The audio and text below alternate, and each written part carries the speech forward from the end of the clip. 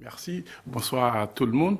Donc, en principe, l'équipe devait être composée de 3 étudiants ajoutés à moi, mais malheureusement, suite à des emplois du temps pédagogiques assez chargés, on n'a eu qu'un seul représentant au niveau des étudiants et moi-même. Donc, du coup, je vais juste vous expliquer le titre et l'étudiant Tchofo Nobodem, dit l'Afrique, va vous faire le développement du projet. Bon, en réalité, un écodomaine en matériaux locaux, bon, ça c'est assez tranquille, mais pourquoi harmoniser l'humain à la nature? On s'est rendu compte que le développement actuellement pratiqué n'allait que dans un seul sens, c'est-à-dire qu'on essayait d'adapter la nature à nos besoins et oublier qu'on doit aussi adapter l'humain à la nature. D'où le sous-titre qui est harmoniser l'humain et la nature pour avoir un développement à double vitesse qui va nous mener sans doute vers un développement durable, d'où cette notion de résilience avec la nature qui sous-tend aussi le titre de notre profil. Donc, Tchofo. Bonsoir à l'assistance et merci de m'avoir passé la parole. C'est un plaisir pour moi d'être parmi vous ce soir. Par ma voix, je représente l'équipe de Liamon qui est constituée de Aoussi Modeste, de nationalité togolaise, de Adam Bikliwe, de nationalité togolaise et de moi-même, Tchofono Bodem, de nationalité camerounaise. Le thème de cette année, pour un espace public heureux, mis en valeur par les arts et la lumière, a été pour nous une occasion de se frotter à une problématique majeure de la ville de Lomé. Il s'agit de la grande friche urbaine qui traverse la ville d'ouest en est. Dans le cadre de notre projet, nous nous sommes définis un espace public heureux comme un espace où l'homme vit en harmonie avec la nature. Dans ce sens, nous avons mené une analyse spatiale des fonctions qui s'est focalisée sur 4 grands points, à savoir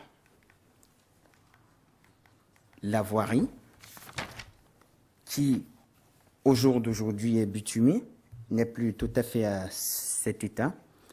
Ensuite, nous avons pensé aux éléments naturels et équipements environnants du site. En point 3, nous avons mené une attention particulière à l'habitation qui, malheureusement, dans la plupart du temps, n'existe que sous cette forme précaire et en matériaux de récupération. Et en point 4, pour finir, la lagune d'équilibrage des 2 grands bassins de retention de la ville de Lomé.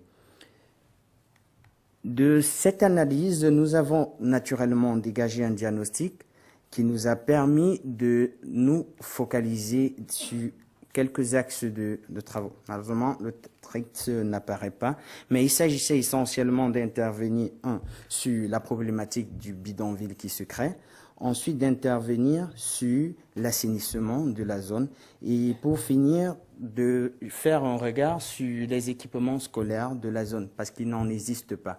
La seule photo que vous voyez, c'est le seul établissement scolaire qui dessert toute la population à ce niveau-là. Notre projet en lui-même, donc, peut se résumer en 5 grands points.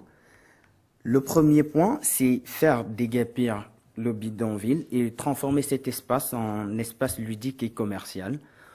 Ensuite, nous créons une zone tampon, ceci pour empêcher ou pour atténuer les nuisances urbaines dans la zone de recasement de la population qui suit le 3e point majeur de notre projet, qui est recaser la population dans un lotissement d'environ 300 parcelles que nous avons minutieusement découpées et réparties. En point 4, nous intervenons sur la restructuration du marché de la zone parce qu'en réalité, il y a un gros problème d'assainissement à ce niveau-là. Nous proposons de restructurer ce marché. Cela nous fera gagner en espace et aussi en qualité d'assainissement.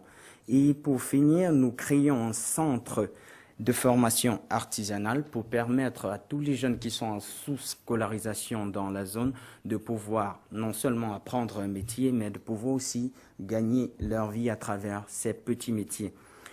Pour finir, cette dernière diapositive illustre pour nous et à notre sens ce que pourrait être un espace public heureux. Et c'est sur ces paroles que j'achève ma présentation. Je vous remercie.